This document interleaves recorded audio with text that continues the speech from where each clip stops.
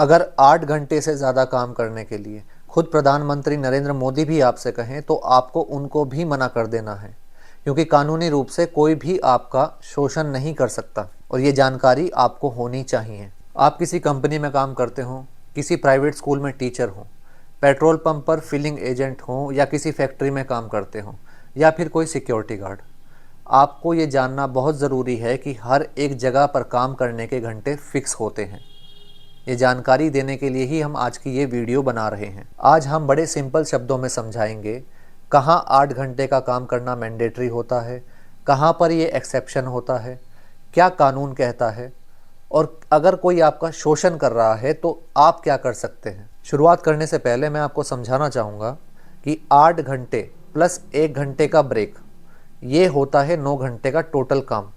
तो इसमें 8 घंटे आपके काम के लिए गिने जाते हैं और 1 घंटे का ब्रेक भी होता है। शुरुआत करेंगे फैक्ट्री वर्कर से। अगर आप एक फैक्ट्री वर्कर हैं तो आपको 8 घंटे ही काम करना है, इससे ज़्यादा काम नहीं करना है। इससे ज़्यादा काम करेंगे तो ओवर टाइम बनेगा। ओवर टाइम हम आपको बाद में समझाएंगे इसी वीडियो में। इसमें कौन सा कानून लगता है? इसमें कानून लगता है फैक्ट्री एक्ट 1948। नेक्स्ट है प्राइवेट ऑफिस। प्राइवेट ऑफिस ऐसी कोई कंपनी जो प्राइवेट लिमिटेड है, जहाँ पर ऑफिशियल काम हो रहा है, ऑपरेशनल काम हो रहा है, जैसे कि बैंक हो गए, जैसे कि कोई कंपनी का ऑफिस हो गया, इंश्योरेंस ऑफिस हो गया। ठीक है, तो यहाँ पे आपको 8 घंटे ही काम करना है, 8 घंटे से ज़्यादा काम यहाँ नहीं करना। यहाँ क्या लगता है? Shop and establishment act, as पर लॉ ये इस पे अप्लाई होगा। अब नेक्स्ट है बीपीओ और कॉल सेंटर एम्प्लॉय। कितना काम करना है? 8 घंटे, 1 घंटा ब्रेक, 9 घंटे टोटल हो गया। ठीक है, और इसमें कौन सा लॉ लगता है? इसमें लगता है आईटी लॉ या फिर स्टेट आईटी पॉलिसी, ये इस पे एप्लीकेबल होगी। अब नेक्स्ट है सिक्योरिटी गार्ड। सिक्योरिटी गार्ड, अगर आप किसी प्राइवेट कंपनी के साथ, किसी प्राइवेट कंपनी के एम्प्लॉई हैं, किसी एजेंसी के एम्प्लॉई हैं, तो आपको 8 घंटे से ज़्यादा काम नहीं करना है। मैं दोहराता हूँ, 8 घंटे ही ड्यूटी देनी है। इसमें कौन सा एक्ट लगता है? Private security agency regulation act 2005, जहाँ साफ साफ मेंशन है कोई सिक्योरिटी गार्ड जो प्राइवेट कंपनी में काम कर रहा है उसको 8 घंटे से ज़्यादा की ड्यूटी नहीं देनी है। अगर आप किसी ज्वेलरी की दुकान पे सिक्योरिटी गार्ड लगे हुए हैं तो भी 8 घंटे एप्लीकेबल होगा शॉप्स एंड एस्टेब्लिशमेंट एक्ट के तहत। अगर आप कहीं वॉचमैन हैं, कॉन्ट्रैक्ट वर्कर हैं और आपसे 12 घंटे का काम लिया जा रहा है तो 3 घंटे रेस्ट के होंगे, वहाँ भी 8 घंटे से ज़्यादा काम प्लस 1 घंटे से ब्रेक, 1 घंटे का ब्रेक, इससे ज़्यादा नहीं हो सकता। अब नेक्स्ट है टीचर, वही सेम 8 घंटे की ड्यूटी, इससे ज़्यादा और कुछ नहीं। होटल वर्कर, अगर आप एक होटल वर्कर हैं, वहाँ फैसिलिटी में काम करते हैं, वहाँ पे शेफ़ हैं या कुछ और हैं, तो आपको भी 8 घंटे की ही ड्यूटी देनी है। मान लीजिए अगर वो 3 स्टार या 5 स्टार होटल है तो 8 घंटे का रूल ही एप्लीकेबल होगा शॉप्स एंड एस्टेब्लिशमेंट एक्ट के तहत। अब नेक्स्ट है पेट्रोल पंप। अगर आप पेट्रोल पंप पर फिलिंग एजेंट हैं, सीएनजी फिलअप करते हैं, पेट्रोल डालते हैं, तो आपके लिए भी 8 घंटे का रूल एप्लीकेबल है, 1 घंटे का ब्रेक उसमें है। इसमें कौन सा एक्ट लगता है? शॉप्स एंड एस्टेब्लिशमेंट एक्ट लगता है। इस कानून के तहत आपको 8 घंटे ही काम करना है। अब नेक्स्ट है बस ड्राइवर। रोडवेज़ में जो बस चलाते हैं किसी स्टेट के लिए, आपके लिए भी 8 घंटे का रूल एप्लीकेबल है, लेकिन थोड़ा फ्लेक्सिबल है, क्योंकि अगर आप 12 घंटे का काम कर रहे हैं तो उसमें 5 घंटे का आपका रेस्ट होना चाहिए। लगातार 5 घंटे से ज़्यादा आप बस नहीं चला सकते। ये किस कानून के तहत है? Motor transport worker act 1961। अब बात करेंगे माइनिंग वर्कर की।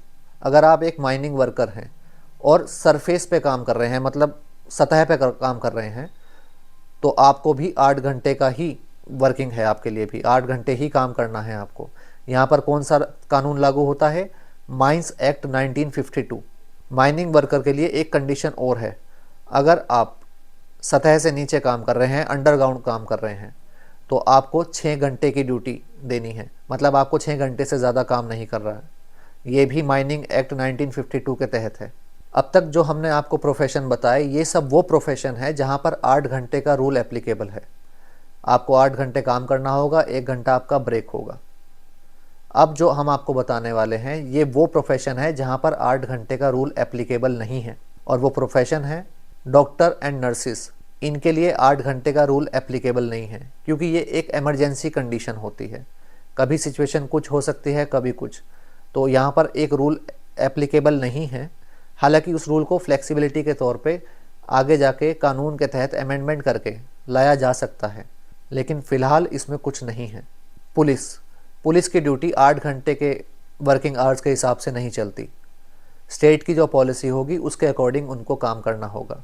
कई बार ऐसा होता है कि 12 घंटे की ड्यूटी होती है और 24 घंटे का रेस्ट, कई बार 18 घंटे की ड्यूटी होती है और 24 घंटे का रेस्ट। तो पुलिस की ड्यूटी में भी 8 घंटे वाला कानून लागू नहीं है। आर्मी, नेवी, एयरफोर्स, यहाँ पर भी 8 घंटे का रूल एप्लीकेबल नहीं है। Again it depends on the situation, क्योंकि कभी भी कंडीशन इमरजेंसी वाली हो सकती है। और ये डिफेंस फोर्सेस हैं तो यहाँ पर भी 8 घंटे का रूल एप्लीकेबल नहीं है। अब नेक्स्ट है फायर फाइटर या डिज़ास्टर मैनेजमेंट। भूकंप के समय जिस टीम की ज़रूरत पड़ती है वहाँ पर भी इमरजेंसी की सिचुएशन है तो 8 घंटे का कोई रूल एप्लीकेबल नहीं है। अब लास्ट है इलेक्शन, गवर्नमेंट ड्यूटी, उसमें भी 8 घंटे का रूल एप्लीकेबल नहीं है। इमरजेंसी कंडीशन होती है तो गवर्नमेंट कभी भी उनको बुला सकती है। इसकी ड्यूटी मोस्टली सरकारी लोग ही करते हैं जो गवर्नमेंट एम्प्लॉय होते हैं। जिस जगह हमने आपको कहा है कि 8 घंटे का काम करना है, 8 घंटे से ज़्यादा नहीं करना, वहाँ एक रूल और भी है। हफ्ते में आपको 48 घंटे काम करना होता है और एक दिन की छुट्टी मिलना मैंडेटरी है। तो आपको 8 घंटे का काम होगा और अगर कोई आपको छुट्टी नहीं दे रहा है, चाहे वो सिक्योरिटी गार्ड हो या स्कूल के प्राइवेट टीचर हों या पेट्रोल पंप पे काम करने वाले लोग, आपका छुट्टी एक अधिकार है 48 घंटे की ड्यूटी के बाद वीक में। अब समझेंगे ओवर टाइम को। अगर कोई भी आपसे 8 घंटे से ज़्यादा काम करवा रहा है तो वो आपको ओवर टाइम पे करेगा, मतलब आपका एम्प्लॉयर आपको ओवर टाइम पे करेगा। ये ओवर टाइम किस हिसाब से होता है? कई बार ये हर घंटे का अगर हम मापें, सपोज़ आपको 8 घंटे के काम करने के लिए 80 रुपये मिल रहे हैं तो 1 घंटे का आपका 10 रुपया बैठा। वहीं अगर आप इसके लिए ओवर टाइम करेंगे तो या तो वो 2 गुना होगा या वो 1.5 गुना होगा। 2 गुने का मतलब ये है कि 10 रुपये के बन गए 20, 1.5 गुने का मतलब है 10 रुपये के बन गए 15। ये चीज़ कहाँ रिफ्लेक्ट होती है? ये होती है आपकी सैलरी स्लिप में। सैलरी स्लिप आपका एक अधिकार है जो सबको सैलरी स्लिप मिलनी चाहिए। सैलरी स्लिप बताती है कि जिसके लिए आप नौकरी कर रहे हो वो आपके लिए ईमानदारी से काम कर रहा है कि नहीं। सैलरी स्लिप एक एम्प्लॉय के लिए आईना है, सच्चाई है। आप जिसके लिए भी काम करते हैं सैलरी स्लिप ज़रूर मांगें। अब हम जानेंगे और समझेंगे कि अगर कोई आपका शोषण कर रहा है, आपसे 8 घंटे से ज़्यादा काम करवा रहा है तो आप क्या कर सकते हैं। सबसे पहले तो ध्यान रखिए कि आप जहाँ भी काम कर रहे हैं आपको सैलरी स्लिप ज़रूर मिलती हो, अटेंडेंस रिकॉर्ड ज़रूर मेंटेन होता हो और आपकी एक आईडी हो। आईडी वो जिससे पहचाना जाए कि आप इसके एम्प्लॉई हैं, आप इसके लिए काम करते हैं इस कंपनी के लिए। अगर आपका एम्प्लॉयर आपका शोषण करे तो अपने एचआर से बात कीजिए, उससे कनेक्ट कीजिए और वो आपको आपका अधिकार दिलाएगा। जब आप कंप्लेंट करें तो ये कंप्लेंट मेल के रूप में हो, लिखित रूप में हो, ताकि जिसका जवाब आप वक्त आने पर सबूत के तौर पर दिखा सकें एज अ प्रूफ। हम जानते हैं आज गरीब आदमी के साथ शोषण हो रहा है, नौकरी करने वाले के साथ शोषण हो रहा है। इसी कारण हमने ये एनजीओ ओपन किया। हमें ये भी पता है कि मिडिल क्लास आज सरवाइव करना अपने लिए एक कितना बड़ा चैलेंज मान रहा है। इन सभी समस्याओं का समाधान है, लेकिन इसके लिए हम सबको एक होना पड़ेगा, तभी ये शोषण रुक सकता है। काम करो सम्मान से, ना कि मजबूरी से। आप ऑफिसर हों या मजदूर हों, कानून सबके लिए बराबर है। आपका समय आपका हक है, उसे आपसे कोई नहीं छीन सकता।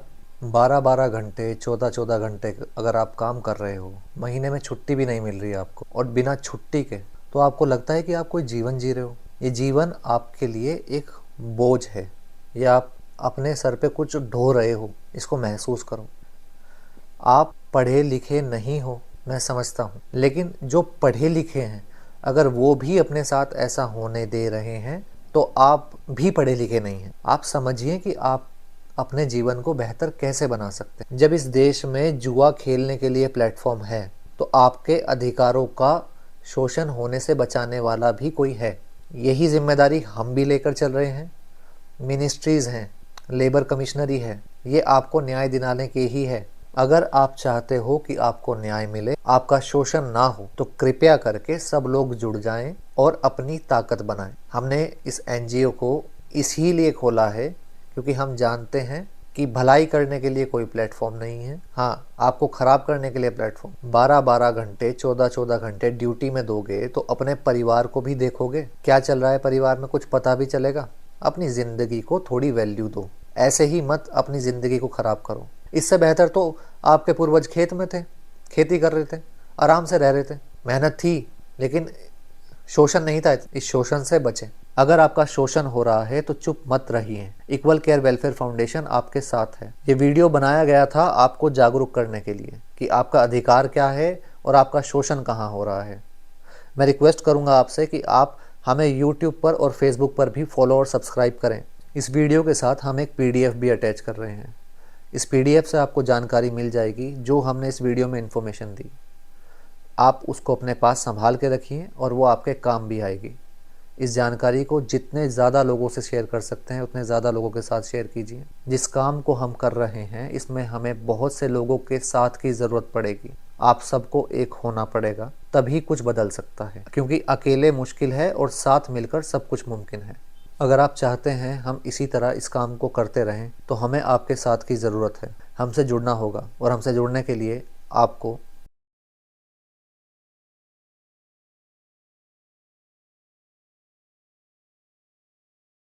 धन्यवाद। आने वाली वीडियो में हम आपको आपके और अधिकार और कानून के बारे में जानकारी देंगे। PF, ESI और सैलरी स्लिप, ये सब भी आपके अधिकार हैं और इसकी जानकारी आपको अगली वीडियो में दी जाएगी।